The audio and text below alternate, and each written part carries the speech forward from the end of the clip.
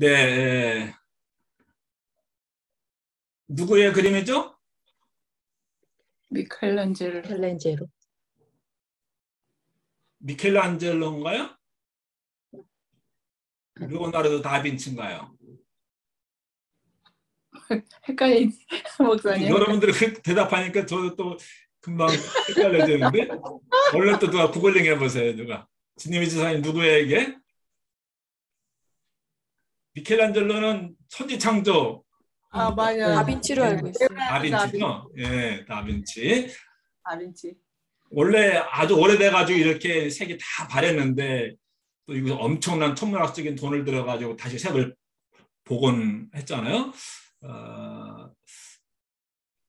바로 오늘 밤에 예수님께서 제자들과 함께 나누신 오늘 밤에 원래 그 유대인들은 그날 밤에 예수님처럼 다 집에서 가족들과 함께 또 거기에는 아이들도 다 참석을 하잖아요. 그래서 뭐를 기념하는 만찬을 저녁 만찬을 먹죠? 패스오버, 유월절 만찬을 먹습니다.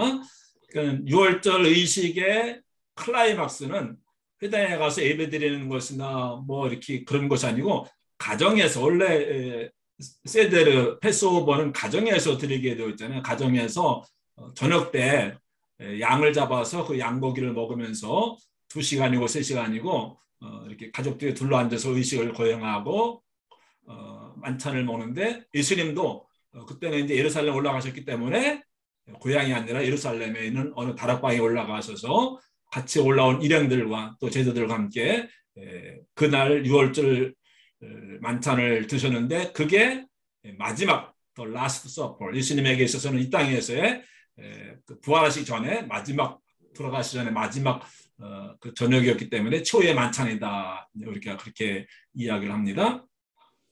오늘 밤에 예수님이 제자들과 함께 그런데 꼭 12명의 제자들에게만 내 살이다 내 피다 이렇게 나눠주시는 것은 아니죠.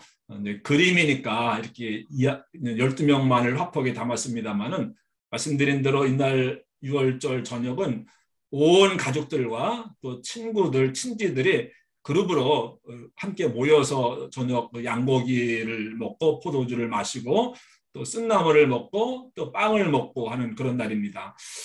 그럼 이날 그 집에서 제일 큰아이가 아버지에게 묻습니다. 아버지, 오늘 밤은 다른 날하고 좀 다른 것 같은데 왜 우리가 이렇게 이런 음식을 먹고 이렇게 다 함께 모여서 셀레브레이션 하는 겁니까? 라고 물어요.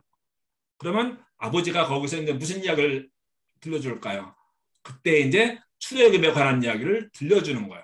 그래 해마다 아이들은 가정에서 누구를 통해서 아버지 또는 어머니를 통해서 어렸을 때부터 무슨 이야기를 듣고 자라는 겁니까? 유대인들은 출애굽 이야기를 듣고 하나님께서 에집트의 노예에서 구원해준 그 출애굽 사건, 구원 사건, 해방 사건을 늘 기억하면서 하나님이 그때 우리 조상들을 구해 주셨기 때문에 오늘 우리가 이 가나안 땅에 들어와서 이런 의식을 행하는 것이다. 아주 어렸을 때부터 에브리 이어 그들은 이제 먹으면서 기억을 하는 겁니다.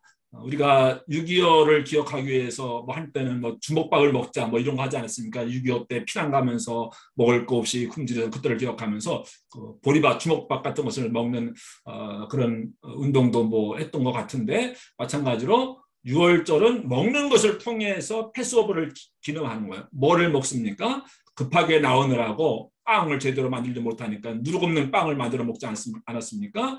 또 그날 다 양을 잡았으니까는 그 피를 발랐으니까 양이 있으니까 양고기를 해 먹고 그래서 양고기를 먹으면서 또 누룩 없는 맛없는 빵을 먹으면서 그렇게 이제 유월절을 의식을 합니다. 그러면서 패스오버를 기억하는 것. 유대인들은 기억하는 민족이잖아요. 무엇을 통해서 먹는 것을 통해서 기억을 하더라고요. 기념을 하더라고요. 그래서 예수님은 제자들과 함께만 아니고 갈릴리에서 올라온 많은 일행들이 있잖아요. 그렇죠? 뭐 베드로 또 올라왔지만 또 베드로 또 부인도 올라왔을 것이고 또 뭐 많은 사람들이 여기 여자들이 한 사람도 없어요. 원래는 그게 아니죠.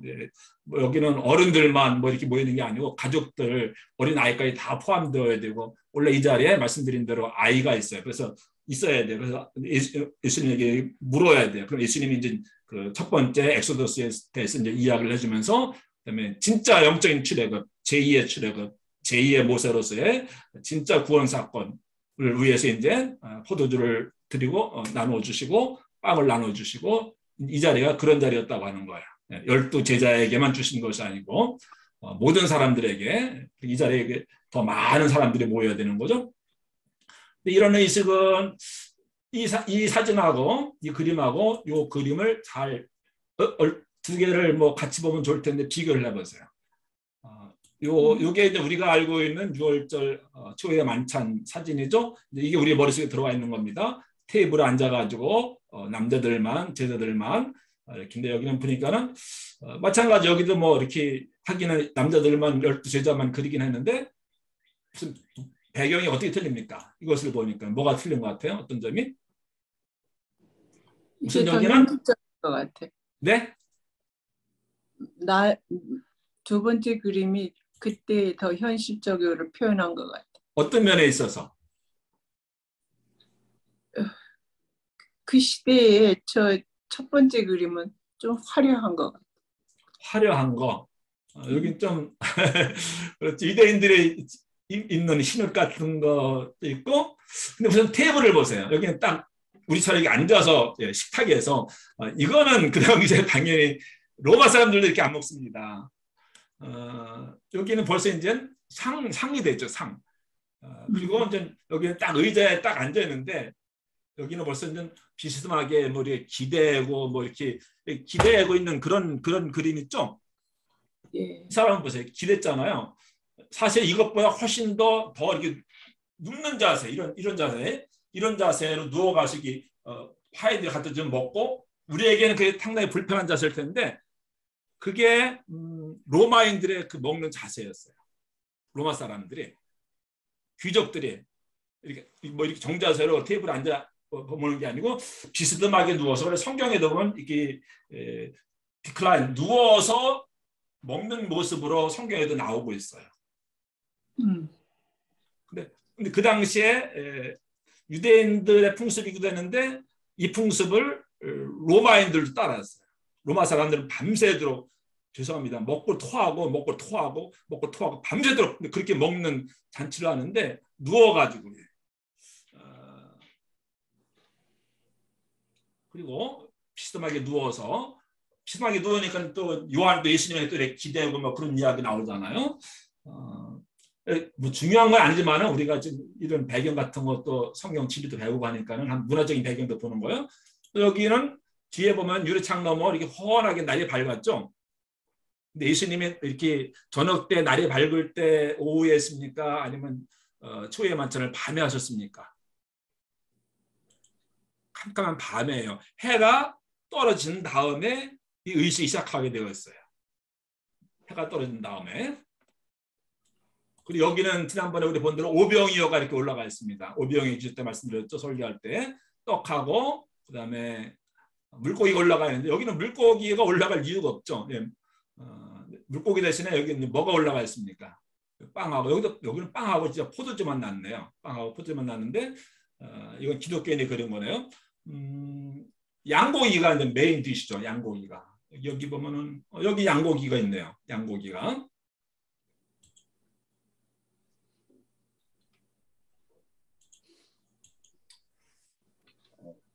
뭐 이런 여러 가지 있는데 이제 여기에는 사실 누구도 있는 거예요. 이 12명 가운데는 가룟 유다도 있죠. 이거 그림도 한번 여러분들 보여드린 기억이 있는데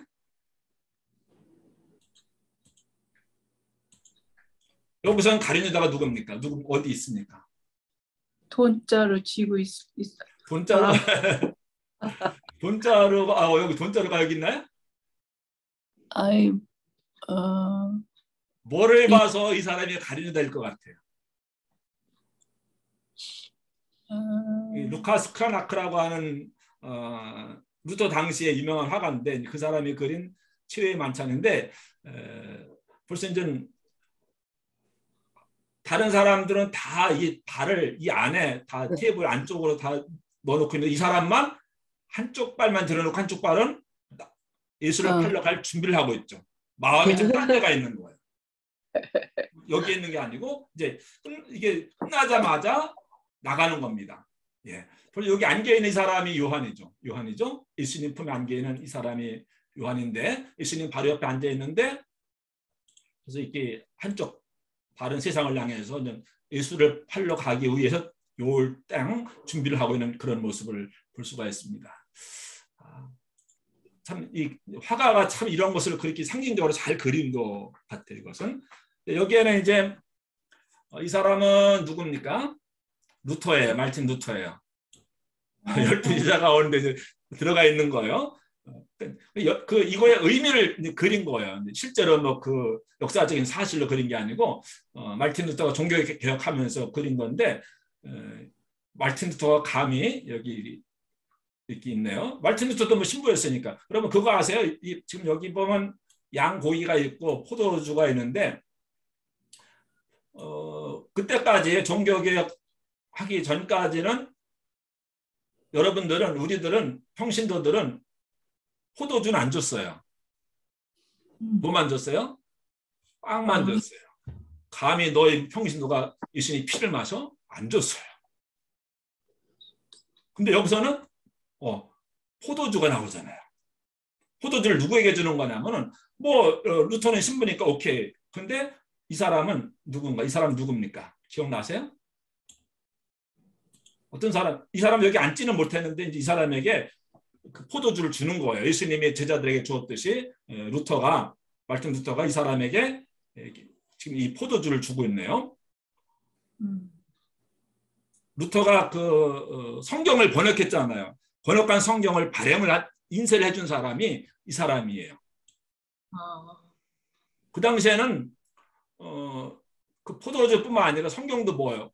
평신도들은 성경 같은 걸 보면 큰일 나 읽을 자격이 없어서 신부들만 그것도 라틴어 가지고서 그러니까 라틴어 외에는 성경 뭐 독일어나 뭐 영어로나 이제 성경 번역된 게 없는 거예요. 라틴어를 가지고서만 이 사람들 성경 읽고 신부들만 읽은 거예요. 그러니까 일반 사람들은 무지한 거예요. 성경을 읽을 수가 없는 거예요. 교인들에게는 성경이 뭐라고 했어요? 금서라고 그랬죠. 읽을 수 없는 책으로 금지되어진 책이에요. 뿐만 아니라 성경을 라틴어 외에 다른 말로 번역하면은 이거는 정말로 사형입니다.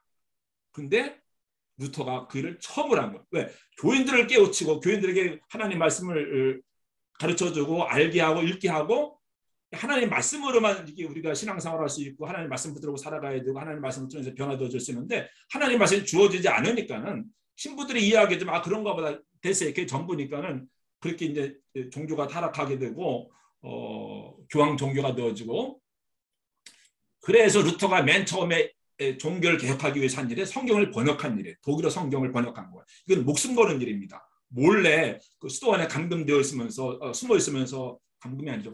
수도 안에 도망가서 거기 있으면서 성경을 번역했고 근데 성경을 번역했어도 그 책으로 안 나오면은 일반 사람들에게 성경이 보급이 안 되잖아요.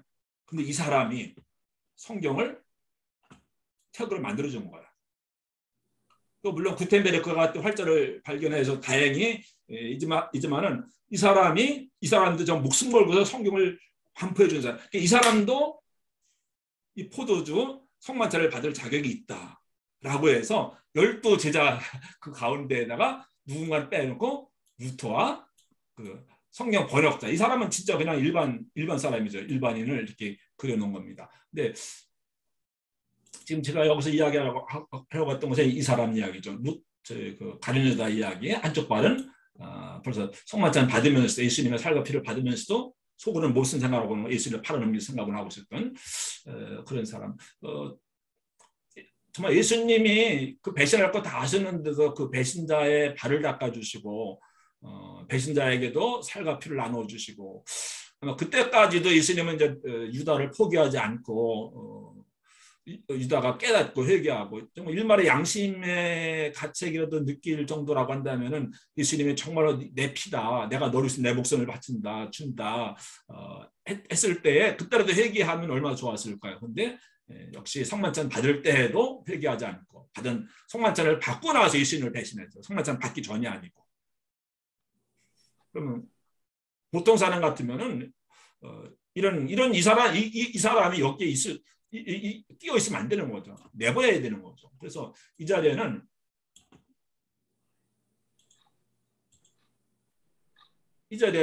예를 들어 가룟 자를 없애야 되는 자리죠. 뭐 가룟 자에게 가서 뭐 사와 시킬 수 있잖아요.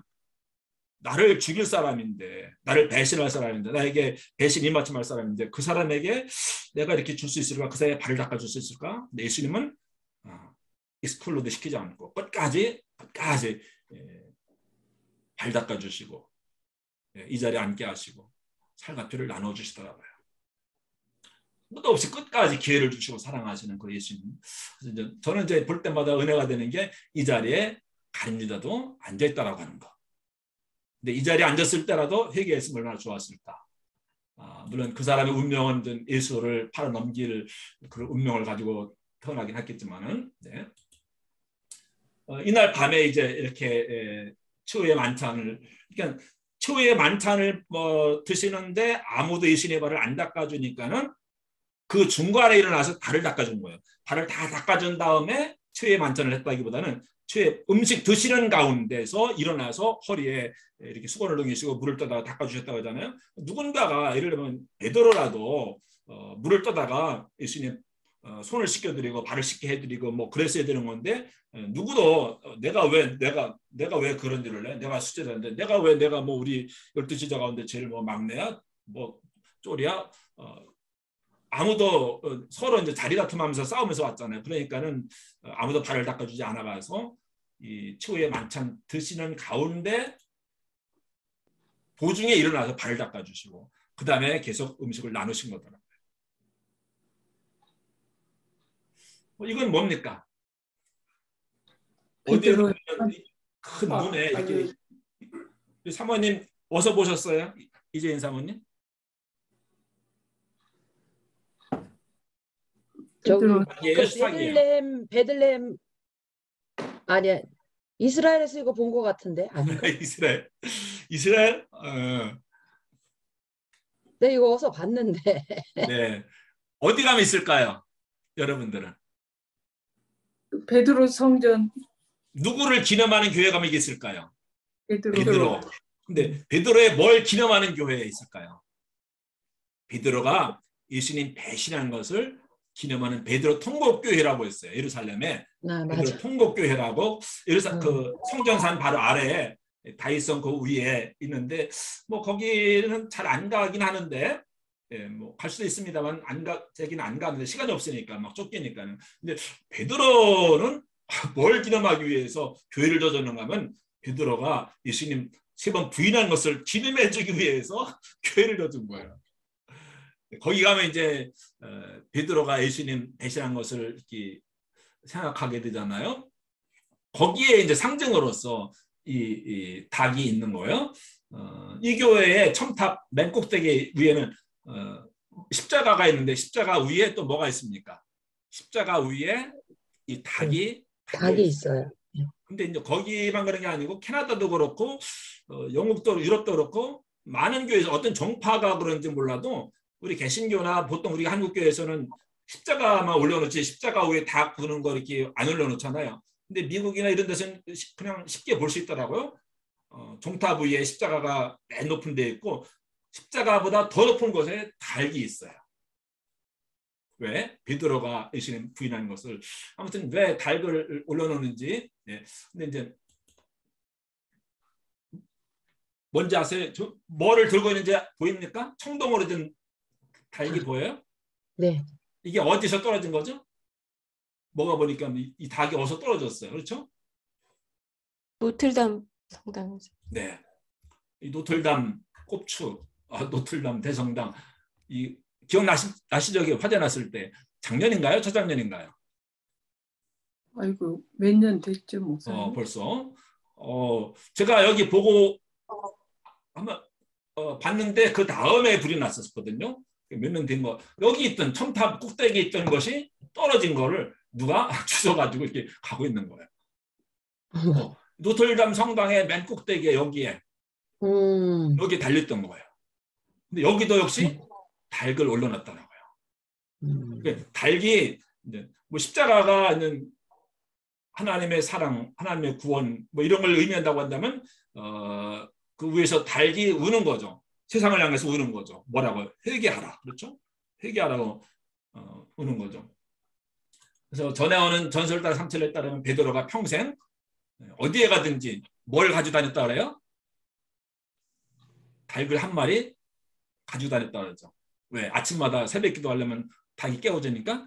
우리 교회도 요즘은 안 그런 것 같은데 교회 뒷집에서 닭 많이 키우잖아요. 그래, 닭소리 많이 울음소리 새벽에 가면 막 울고 그러더라고요. 닭이 이제 새벽에 많이 우는데 왜 베드로가 베드로 통곡교회 베드로가 왜 오늘 밤에 그렇게 한 거잖아요.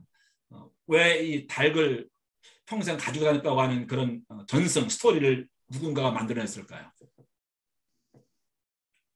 아침마다 닭이 울잖아요. 닭은 아침마다 울잖아요. 애비 울잖아요. 그거 들을 때마다 뭘 생각하는 거예요? 아, 내가 그때 예수님 배신했지. 그냥 교만할 수가 없는 거예요.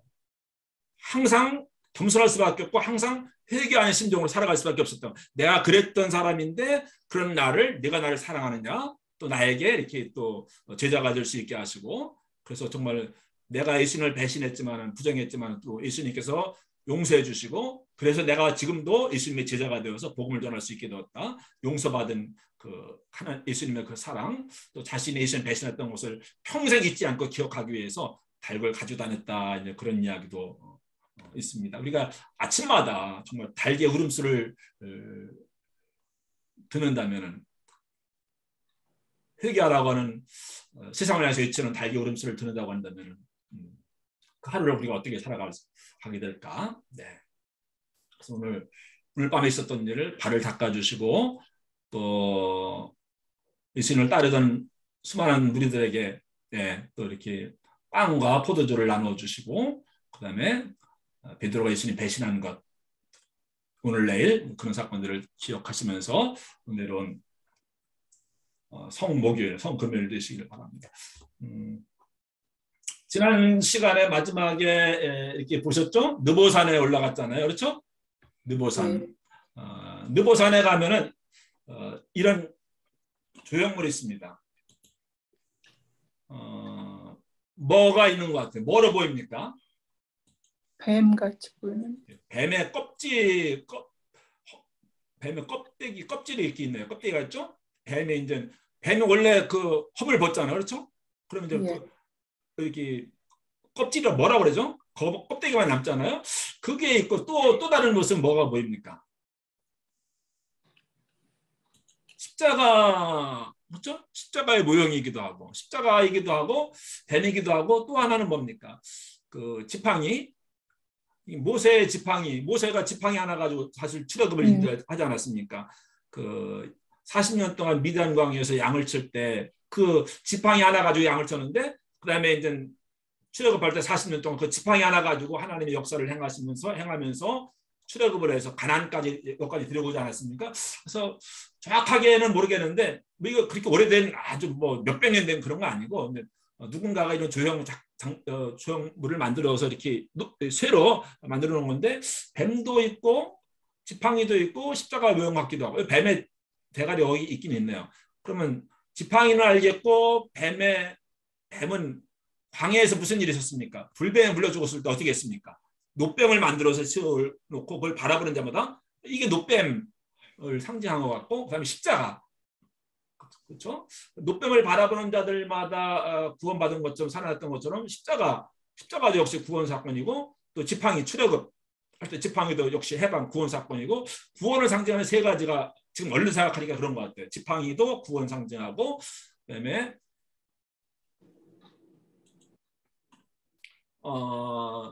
십자가도 구원을 상징하고 노뱀도 구원을 상징하고 높은 곳에 올라가는데 사람들은 이제 가서 이것만 보고 이 기념사진만 찍고 오는 겁니다.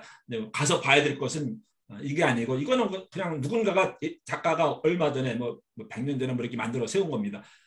이 앞에 펼쳐져 있는 모세가 바라보았던 가나안의 모습인데 어떤 모습이었다고 했어요. 모세가 알고 있는 가나안은 적각들이 흐르는 땅을 보지 못했고 그것은 이 너머에 있죠. 그의 눈앞에 펼쳐진 뭐 예루살렘, 여리고 이런 것들은 다 이런 광야였었다라고 하는 사실을 이제 여기 올라가면 우리가 확인할 수가 있습니다. 하면 이제 여기 보면 뭐 헤브론, 그다음에 베들레헴, 쿰난, 라말라, 제리코 얼마라고 하는 거 방향이라든가 그 거리가 다 나와 있죠. 그러니까 가장 그 가나안을 한 군데서 가장 넓게 볼 수 있는 곳이 바로 느보산인데 바로 거기에 올라가서 그 가나안을 바라보고 다시는 내려오지 않았죠. 네. 그때 이제 하나님 나라로 들려 올라가시는데 마지막 하나님 하신 말씀, 수고했던 모세야, 더 이상 고생하지 않아도 돼. 여호수아에게 맡기고 너는 네 할 일 다 했다, 고생했다, 수고했다, 고맙다 하고 있는 하나님 나라로 하나님께서 불러 올라가십니다. 지난주까지 한 이야기고, 그럼 이제 여기서 바라보았던 이 아래 동네의 모습이 이제 이겁니다. 이쪽이 여리고고 이쪽이 이제 지금 느보산 쪽인데 여기를 우리가 모압 평지라고 불러요. 모압 평지. 이쪽엔 또 광야인데 800m 산지죠. 이쪽에도 800m 산지죠. 이쪽과 저쪽의 그 가운데에 이제 요단강이 한가운데 흐르는데 지도를 보실까요?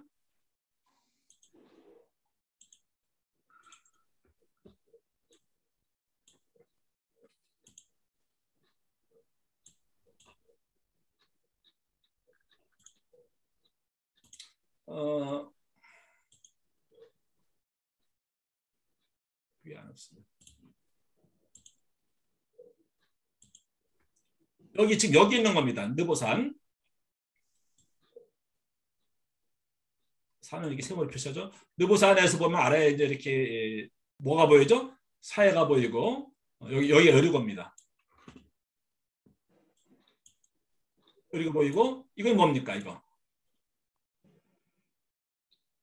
이게 요단강이죠. 요단강. 지도로서 요단강이 확인되시죠? 네. 여기에 여리고 요단강.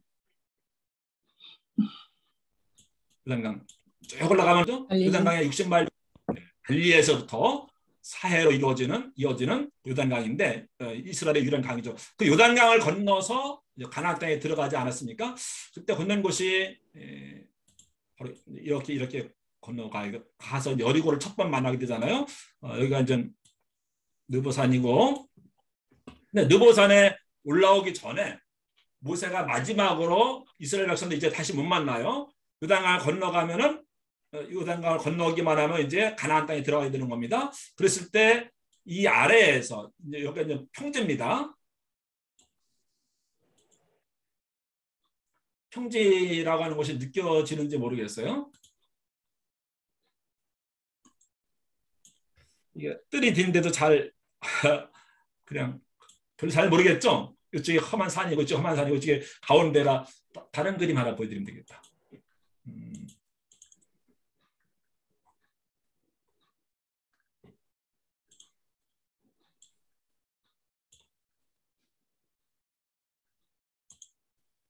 네. 이 그림 보면 여기 이제 요단강이 나오고 사해가 나오고 여리고성이 나오죠. 여리고성이 나오는데 이렇게 루트로 건넜을 거라고 보는데 여기가 이제 보면은 여기가 이제 움푹 패인 평지죠. 양쪽으로는 험한 산악지대고 800m고 여기는 해발 해저 한 300m가 되어집니다. 밑에는 평지예요. 여기가 이제 요단 분지나 마찬가지인데 대협곡이에요. 요단 대협곡인데 여기는 뭐 이렇게 볼 때는 사막이지만 여기는 엄청난 평야입니다. 안에 이 가운데 요단강이 흘러가고 하기 때문에 대단한 그런 평야인데 지금 여기를 이렇게 건너 가잖아요. 근데 이제 이쪽에서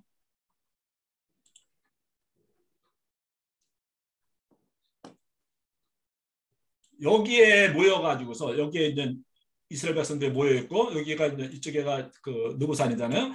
여기에서 모세가 마지막 유언과 같은 설교를 하고서 느보산에 올라가서 죽습니다. 그리고 그 설교를 듣고 그 다음에 이제 모세를 이어서 여호수아가 이 백성들 이끌고서 이렇게 해서 요단강을 건너가서 길갈로 갔다가 여리고성을 이렇게 무너뜨리지 않습니까? 근데 여기서 마지막 설교한 부분이 이제 모압 평지인데 따라서 하실까요? 모압 평지. 모압 평지. 그게 어디에 나옵니까? 신명기. 신명기가 설교예요. 신명기가 설교예요. 전체가 다 설교입니다. 모세가 한 뭐 구분하기에 따라 다르겠습니다만 모세가 한 3편의 설교, 뭐 4편의 설교, 5편의 설교, 뭐 학자에 따라 다를 수 있는데 모세는 건너가 같이 가지 못하잖아요. 여기서 이제 헤어져야 되는 거예요. 그렇기 때문에 여러분들 우리 어떻게 해서 우리 여기까지 왔습니까? 쭉 헤어가면서 이제 여러분들이 이 요단강만 건너가면은 저 가나안 땅에 들어가게 되는데 가나안 땅에 들어가서 여러분들 이렇게 살아야 됩니다. 그렇지 않으면은 또 가나안 땅에서 쫓겨날 수 있습니다. 그러나 가나안 땅에 들어가서도 하나님만 섬기고 하나님 말씀대로 잘 순종하면 그 가나안 땅이 젖과 꿀이 흐르는 땅이 되어지고 복을 받게 될 것입니다. 마지막 설교가 신명기예요. 거기서 다시 한번 저는 이제 좀 부끄러운 이야기인데 신학교 들어가면 성경 시험 보거든요. 신학교 입학할 때 성경 시험 볼 때 거기 이제 문제가 모세 오경에 대해서 논하시오였어요. 1번인가가 모세 오경에 대해서. 그러면 창세기 그러니까 이건 천지 창조에 관한 이야기. 그다음에 저는 신명기를 뭐라고 쓴지 아세요? 하나님이 다시 한번 계명을 주신 것. 그게 아니고 그 뭡니까? 그 출애굽기에 십계명 나오죠. 그런데 신명기에도 십계명 주신 이야기가 또 나와요. 십계명을 두 번 주셨나? 그게 아니고 출애굽기에서는 실제로 하나님이 그 613개의 계명 그 십계명을 주신 것, 그 사건을 기록한 것이고 신명기에 나오는 그 이야기는 설교하면서 광야에서 하나님이 십계명을 주시지 않았느냐, 이런 계명을 주시지 않았느냐 다시 되풀이한 거예요. 저는 근데 신학교 갈 때까지 그런 구분이 전혀 없었으니까, 이런 전이해가 없었으니까는 왜 두 번씩 나오나, 왜 두 번 반복되어지나, 이게 출애굽기에서 본 이야기인데 신명기에 또 나오고 그러거든요. 왜일까요? 신명기에서는 모세가 지금까지 지나오면서 있었던 일을 다시 리마인드를 시켜주고 회상시켜주면서 그들에게 이렇게 살아야 된다라고 말씀을 해주고 있는 거거든요. 두 번 사건이라는 것이 아니고 출애굽기는 이제 사건이고 신명기는 설교입니다. 그 설교를 모아놓은 것이 신명기예요. 신명기 1장 1절에 6절에 보면 이제 모압 평지에서 그 마지막 설교하고 그걸 책으로 묶은 것이 이제 신명기에 넣어집니다. 그래서 신명기 나오는 설교라고 해서 느보산 올라가서 빠이빠이 하고서 이제 내려오지를 않습니다. 모세의 무덤이 어디 있는지는 아무도 모르죠. 그랬던 것. 근데 이제 왜 이제 그러면 이제 신명기는 설교다. 그것만 알아도 이제 신명기 읽는 데 크게 도움이 되는 겁니다. 마지막 요단강 건너기 전에.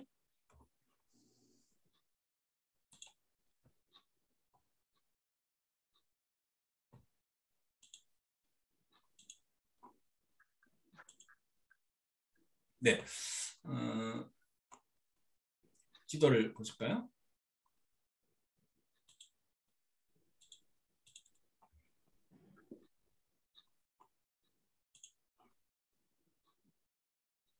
자꾸만 제 용량이 부족하다고 뭐 끄라고 자꾸 얘기 나와서. 오케이.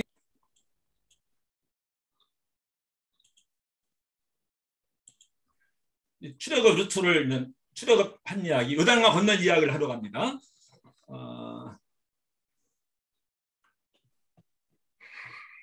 여기가 모압이에요. 요 위에는 뭐라 그랬죠?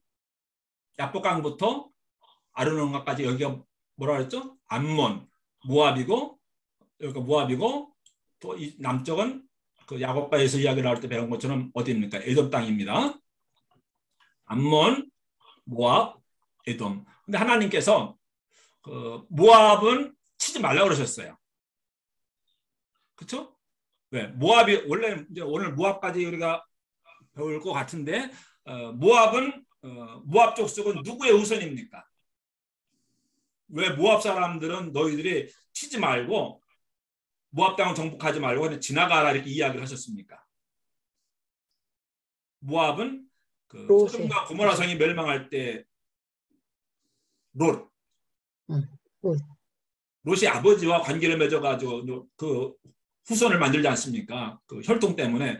그래서 그 후손이 모압 족속이 된 거예요. 그렇기 때문에 크게 보면은 이스라엘 백성들 같은 그런 아브라함의 후손이니까는 같은 형제들이니까는 모압 족속은 너네가 전쟁해서 죽이지 말고 손대지 말고 정복하지 말고 피해서 가라 해서 피해서 이렇게 갈 수 있는데 왕의 대를 따라서 이렇게 올라갈 수 있는데 이렇게 가지 않고 이렇게 광야로 이렇게 돌아서 그다음에 이제 암몬에 가서야 이쪽으로 이제 들어오게 됩니다.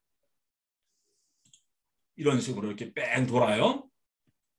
저 루트를 보면 여기서 이렇게 올라가는데 이 길로 가면은 그 모압하고 싸워야 되니까는 전쟁을 피하기 위해서 모압으로 누가 이민 가셨죠? 나오미. 나오미 그렇죠? 나오미 룻기의 부대가 이제 모압인데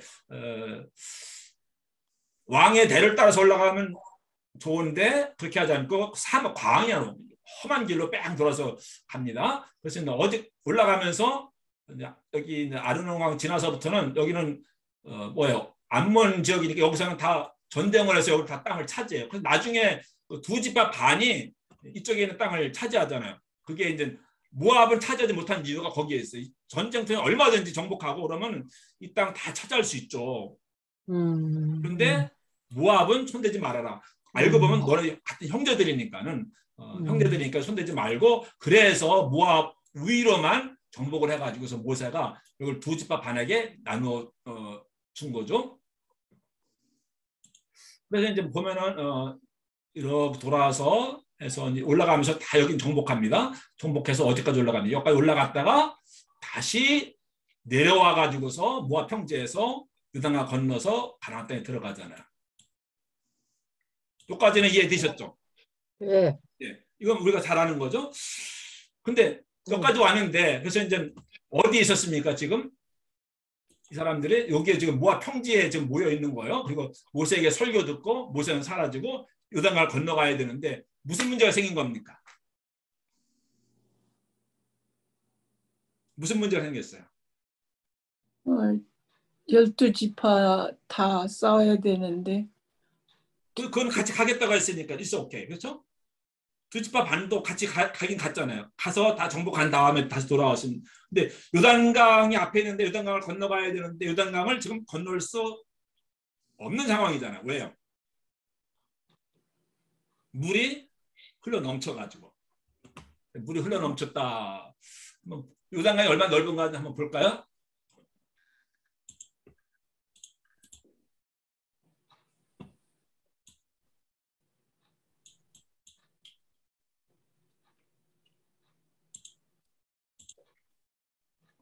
여기 여리고예요.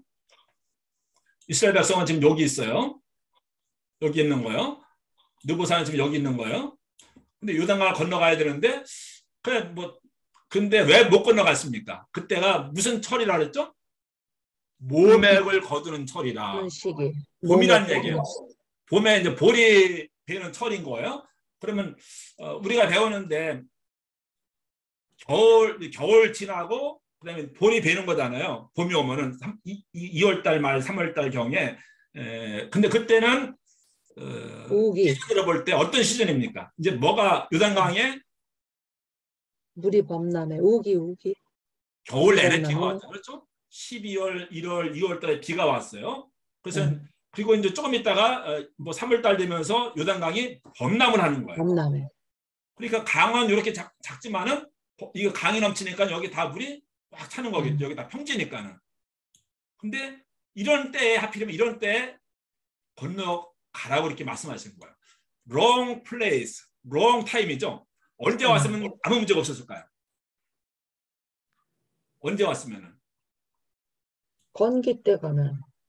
그러면 한 4월, 5월 달 되면은 여러분 그 이제 제가 2월 말 3월 초에 거의 항상 그때 가는데 그때는 정말 이스라엘 금수강산이에요. 삼천의 금수강산이에요.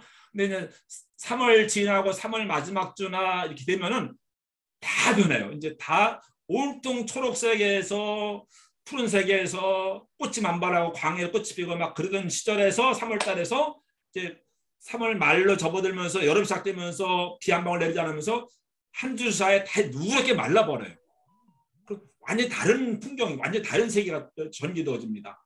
그러면 4월 달 정도 왔으면은 홍수 없어요. 요단강도 물이 다 웬만큼 내려갔어요. 건너는데 크게 문제가 없어요. 근데 시기가 잘못된 거죠. 하필이면은 3월 초에 뭐 여기 있는데 하필이면 뭐 요단강에 물이 넘칠 때 하나님이 좀 타이밍 잘 맞춰가지고서 물이 없어서 건너기 쉬울 때 어차피 여기를 건너가야 되니까는 그럴 때 아마 기억하실까 우리 가나안 배울 때 배웠을 텐데 그러면 좋았을 텐데 왜 하필이면 이때 와가지고 이거 어떻게 큰 문제가 생긴 거예요. 건널 수 없는 거예요.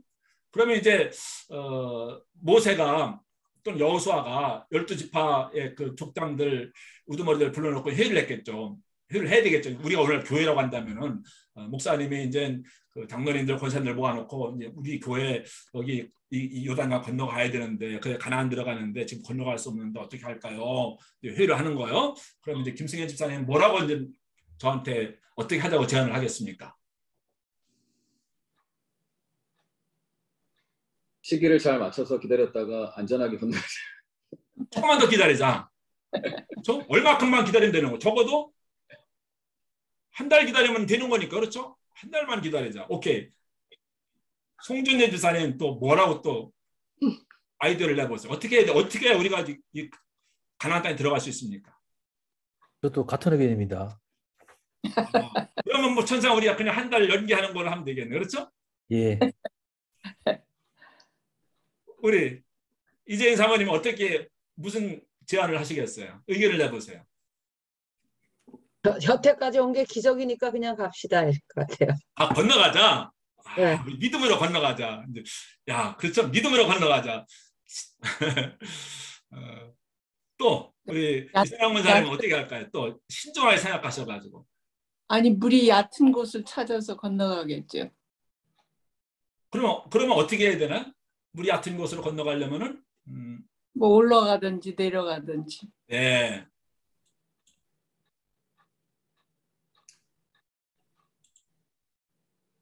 오케이. 그러면 어떻게 할까요? 우리 권사님 이야기는 이거예요. 지금 못 건너가니까는 다른 데로 가자. 물 없는 데로 어디로 가야 될까요? 물이 좀 여긴 제일 하류니까 물이 제일 넘치겠죠. 그럼 올라갈수록 더 물이 얕겠죠. 그러면 어떻게 권사님 이쪽으로 그냥 올라갈까 이렇게? 올라가서 건너가면 가능도 하겠죠.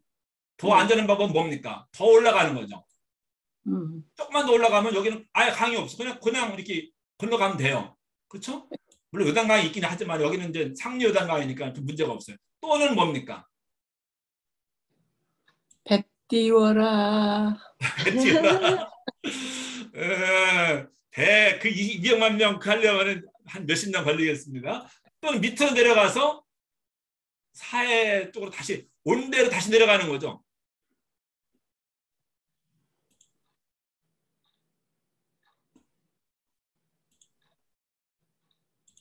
하나는 좀 여기서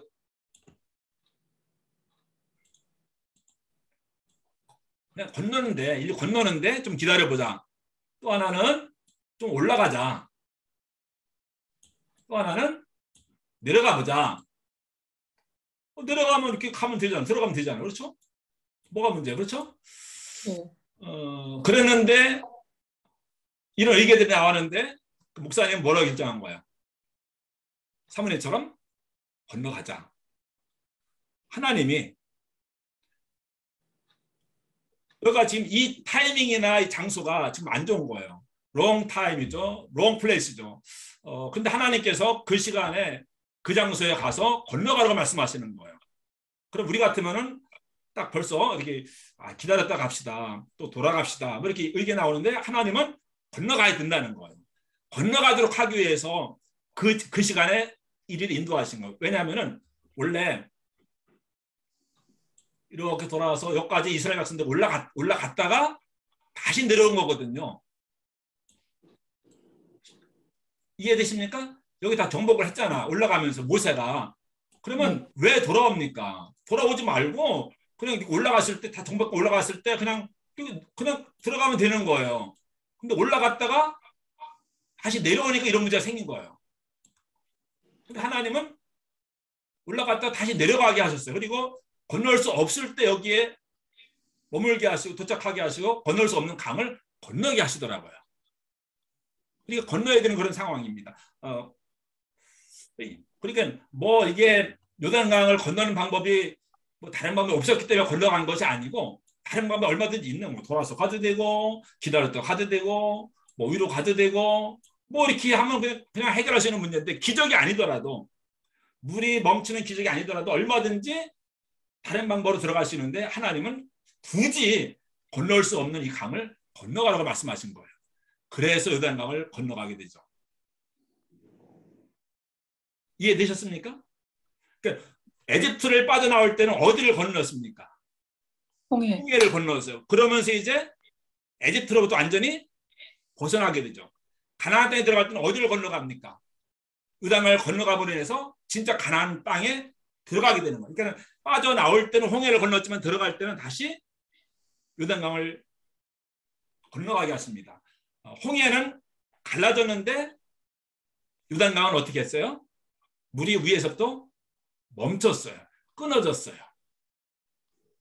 근데 홍해를 건널 때 홍해를 육지에 같이 건너면서 그 사람들이 아 하나님이 이런 분이시구나. 이런 하나님이 앞으로 우리를 인도해 주시겠구나. 할렐루야 아멘 하고서 홍해를 건넜어요. 하나님의 능력을 거기서 그들 체험했어요. 하나님 어떤 분인가를 보여주셨어요. 근데 그 세대는 이미 다 죽었죠. 근데 또 다른 홍해가 갈라지는 사건을 보여주신 것이죠. 오늘 요단강을 건너면서 요단강이 끊어지고 건널 수 없는 강을 건너가게 하시고 어쩌면 이것이 하나님께서 이스라엘 백성들에게 보여주시는 거의 마지막 기적이었다고도 이야기할 수가 있어요. 여리고성 무너지고 뭐 이런 것도 있습니다만은 그러니까 홍해를 모르는 세대들에게 광해를 모르는 세대들에게 하나님께서 이 요단강을 건너게 하심으로 하나님의 기적을 통해서 요단강을 건너게 해주심을 통해서 하나님 어떤 분인가를 깨닫게 해주시고 하나님 능력을 보여주시고 봤지 내 능력으로 내가 너희를 이 기적을 통해서 요단강을 건너게 해줬지 이제 가나안 땅에 들어가서는 그들과 싸워서 이겨야 될 텐데 근데 내가 너희와 함께해서 그 땅도 정복하게 해주겠다 해서 일부러 하나님께서는 우리가 판단할 때는 여기 잘못 온 거예요. 지금 올 때가 아니에요. 우리 여기 있으면 안 되는 거예요. 다른 데로 가야 돼요. 근데 wrong place에 wrong 타이밍에 오게 하셔서 하나님 역사를 보여주시더라고요. 홍해가 앞에 있지 않았으면 홍해가 갈라지는 기적은 없는 거예요. 하나님 홍해를 갈라주시는 기적을 체험할 수 없는 거예요. 하나님 놀라운 역사를 체험할 수 있는 기회가 없는 거예요. 그때 만약에 4월달에 왔다고 한다면 사람들이 그냥 누를날라 그냥 건너가는 거예요. 하나님 아무 관계없이 그냥 건너가는 거예요. 우리가 건넜다. 근데 건널 수 없을 때 하나님께서 딱 그 타이밍에 정확한 우리가 볼 때는 그 타이밍이 아닌데 하나님 볼 때는 그게 정확한 타이밍을 그때 그 시간에 갖다 놓고서 하나님의 기적을 체험하게 하시고 가나안 땅에 들어가서도 내가 너희와 함께하고 그 땅을 정복하게 해주겠다. 그래서 돌아가지 않게 하시고 기다렸다 가지 않게 하시고 건너가게 하신 거더라고요. 아멘. 아멘.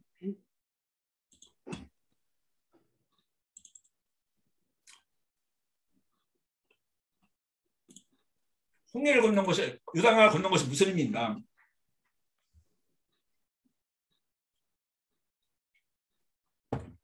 제가 우연히 이 사실을 발견했는데 너무 익숙해. 과정을 보세요. 구조를 보세요.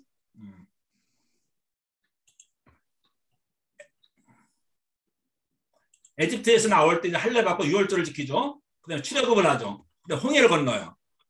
홍해를 건너자마자 만나가 내려요. 그리고 아멜렉을 만나서 전투를 하게 되고 승리를 하죠. 이게 이제 애굽에서 나올 때 이야기입니다. 에집트에서 나올 때 이야기입니다. 요 도식을 잘 보세요. 할례를 받고 유월절을 지키고 출애굽을 하고 그다음에 홍해를 건너고 만나가 내리고 전쟁에 승리하게 하시고. 그런데 이제 가나안 땅에 들어갈 때를 보세요. 가나안 땅에 들어갈 때는 어떻게 합니까? 요단강을 건너고 그다음에 가나안 땅에 들어가죠. 들어가자마자 할례를 받습니다. 유월절을 지킵니다. 그리고 만나가 그치고 여리고에서 전투에 승리하게 됩니다. 이 순서가 정확해요. 똑같아요. 나올 때의 역순으로 똑같은 사건들이 벌어지더라는 이야기입니다. 이제 홍해를 건넜죠. 요단강을 건넙니다. 출애굽 전에 홍해를 건넜죠. 요단강 건넌 다음에 가나안에 들어갑니다. 출애굽하기 전에 할례 받고 유월절 지켰죠. 근데 가나안에 들어간 다음에 할례받고 유월절을 지켜요. 똑같은 순서예요. 나올 때와 반대로 순서로 딱 들어가죠. 그러니까 요단강을 건너는 게 아주 이게 요단강을 이게 완전히 분기점입니다.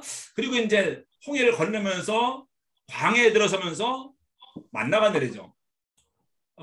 요단강 건너서 그 여리고 들어간 다음에 가나안 땅에 들어간 다음에는 만나가 그쳐요. 광야에 들어가서 만나가 내리기 시작했는데 가나안 땅에 들어가서 만나가 맨 먼저 그쳐요. 들어가자마자 그쳐요. 그리고 만나가 내린 다음에 이제 광야에 들어서 아멜렉 전투를 하고 승리를 하죠. 근데 만나가 그친 다음에 여리고 전투에서 승리를 해요.